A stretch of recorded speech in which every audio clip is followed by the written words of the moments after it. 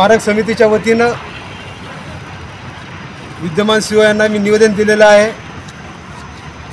दरवर्षी अण्णाभाऊ साठे यांची जयंती साजरी होत असताना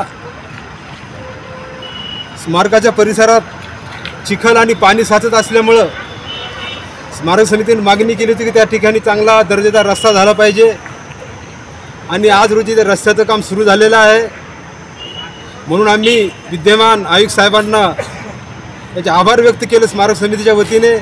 त्याचबरोबर जे काही साहित्यरत्न अण्णाभाऊ साठे ते स्मारक आहे हे विकास काम होत असताना त्या स्मारकाची विटंबना होऊ नये, स्मारक हे बाधित होईल अशा प्रकारचं कुठलंही कृत्य करू नये। त्याचबरोबर या स्मारकाला संरक्षण कसं देता येईल या संदर्भात आज स्मारक समिती सर्व सदस्यांनी आयुक्त साहेब यांची भेट घेऊन त्यांना सविस्तर निवेदन दिलेलं आहे।